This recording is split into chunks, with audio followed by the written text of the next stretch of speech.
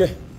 금요일에 여쭤봤을 때 네. 공생연대 반성에 대한 법이 있었다고 기억을 하는데 네. 잘 이해하시는지 좀.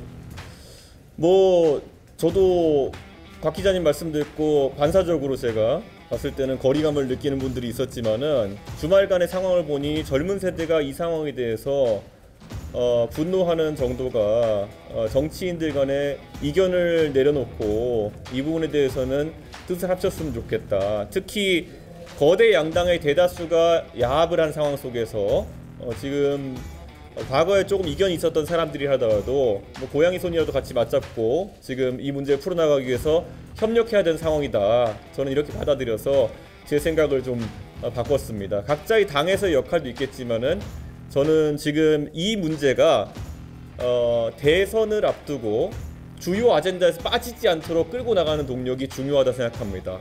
당장 연금과 관련된 이런 야합이 공교롭게도 소위 사법적 슈퍼위크라고 하는 이번 주를 앞두고 발표된 것은 의도가 있었는지는 모르겠지만 자칫 이런 허업에 가까운 이런 사법적 논란 속에서 매우 중차대한 연금 문제가 묻힐 수 있다는 것을 의미합니다. 그래서 비상한 위기의식을 가지고 이런 제안을 하게 되었습니다.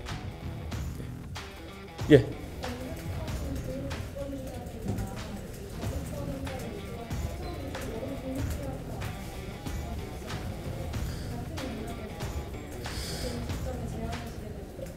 저는 제가 뭐 표결 직전에 제 입장을 페이스북에 이미 밝혔고, 그리고 또 표결 이후에도 거부권이 필요하다는 걸 즉시 밝혔습니다. 그리고 또 그리 차이 나지 않는 시점에 제가 언급한 세 분들이 입장을 밝혀주셨기 때문에 저는 그분들도 함께 할 수 있다라는 판단을 한 것이고, 지금 30대, 40대 국회의원들이 모여가지고 이미 하나의 움직임이 태동하고 있습니다. 그래서 국회 내에서 이런 동력이 가는 것과 별개로 대선에서 이 아젠다가 빠지면 안 된다라는 생각을 하기 때문에 또 다른 대선 주자 간의 협의체를 제안하는 것입니다. 그리고 민주당에 계신 의원님들은 아직까지 대선 주자들은 아직까지 입장을 밝히신 분이 제가 인지하지 못했지만은 또 여기에 입장을 밝히시는 분들이 있다면은 또 이거는 처음에 제가 밝힌 것처럼 당파적인 관점에 접근할 일은 아니다 이렇게 봅니다. 지금 그 젊은 세대가 조금씩 알아가면서 분노하고 있는 것이,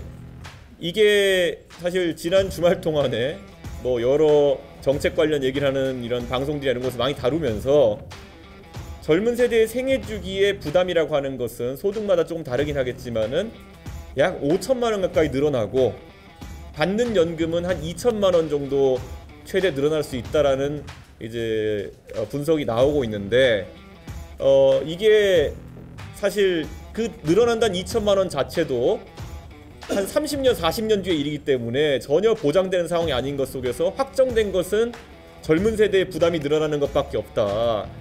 그리고 저는 사실 지금 젊은 세대 입장에서는 본인의 그 국민연금이라는 걸 실제 얼마나 늘어나게 될 것인지에 대해 가지고 아직까지 계산기를 다 두드려보지 못한 상황입니다.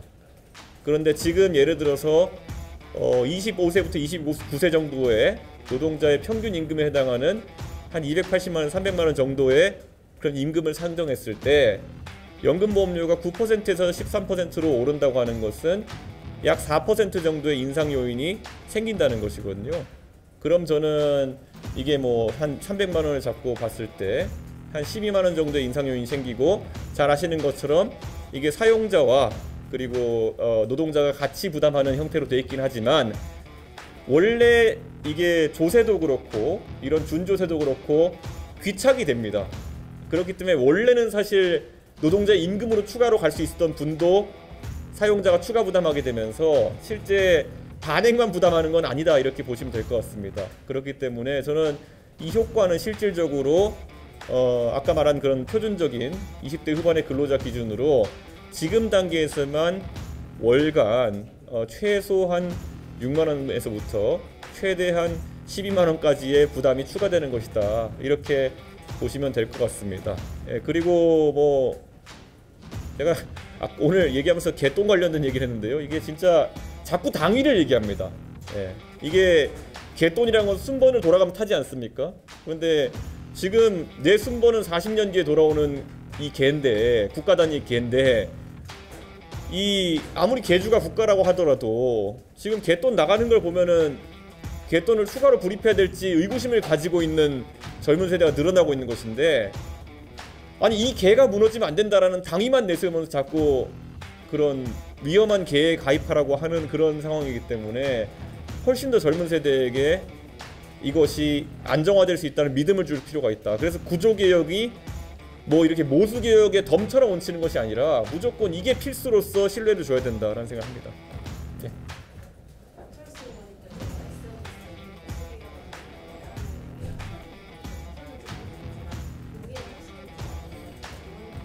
어떤 모수개혁의 그 대안이었죠?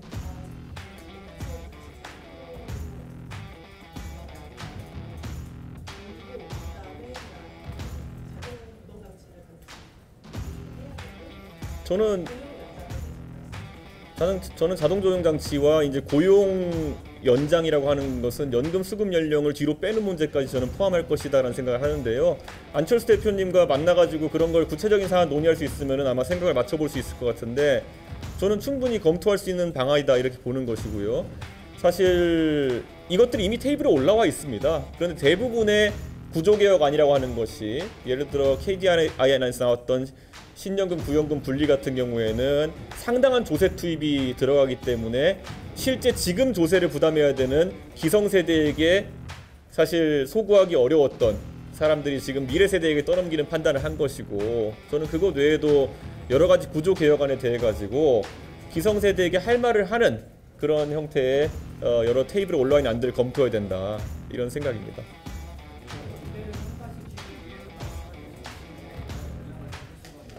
저희가 이미 그 안철수 의원 측과 한동훈 대표 측에는 구체적으로 이 사안에 대해 가지고 오늘 기자회견문 포함해 가지고 사항을 전달한 바 있습니다. 그리고 유승민 대표 측에도 저희가 연락을 할 계획입니다. 예, 이거는 다시 말씀드리지만은 사실 모든 정치적인 이견을 내려놓고 젊은 세대의 그런 문제에 달려들어야 되는 사안이 아닌가. 그리고 이미 그 3030 의원들이 이끌어간 한 축이 있기 때문에 대선 아젠다에 빠지면 안 된다라는 절박함이 있습니다. 예. 혹시 질문?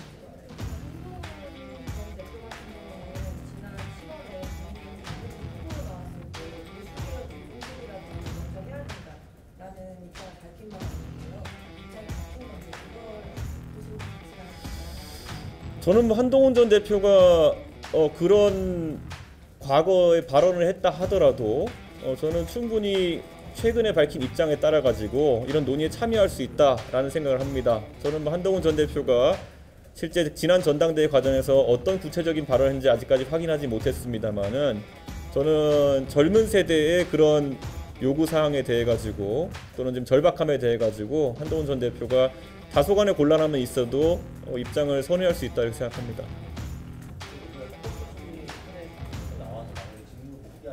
네.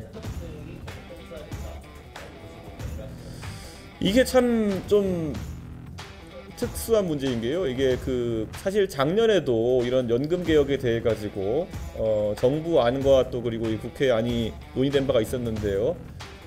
공교롭게도 윤석열 정부에서 윤석열 대통령이 여기에 대해 가지고 국회 안에 대해서 좀 미온적인 태도를 보인 적이 오히려 많습니다. 그리고 아마 지금 이제 한덕수 총리가 복귀하게 되면은 아마 그런 정부 측의 지금까지 입장에 대해 가지고 어느 정도 반영하지 않을까라는 생각하는데요. 또 최상목 권한대행 같은 경우에는 일성이 어쨌든 환영한다는 취지였기 때문에 저는 이거는 오늘 판결에 따라서 조금 궤가 바뀌지 않을까라는 생각을 하긴 합니다. 그런데 당장 최상목 대행 같은 경우에도 우선 지난 주말간의 젊은 세대 반응이나 이런 것을 보고 톤의 변화가 있을 수 있다라는 기대를 조금 해보게 됩니다. 예, 그래서 저는 사실 연금 개혁이라는 아젠다가 있어가지고 각자 지금 젊은 세대의 반응이라는 걸 이 정도로 예측하지 못하고 반응하셨던 분들이 있는 것 같은데 조금 더 심각하게 다뤄줬으면 하는 생각입니다. 예. 네.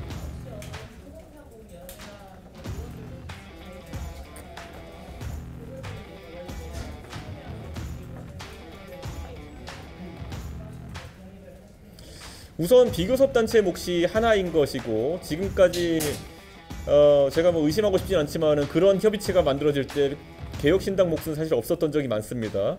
그렇기 때문에 우선은 그 협의체가 어떻게 확대돼 가는지 한번 보고 싶습니다. 그래서 특위 자체가 13명에서 확대되는 것은 환영이고요.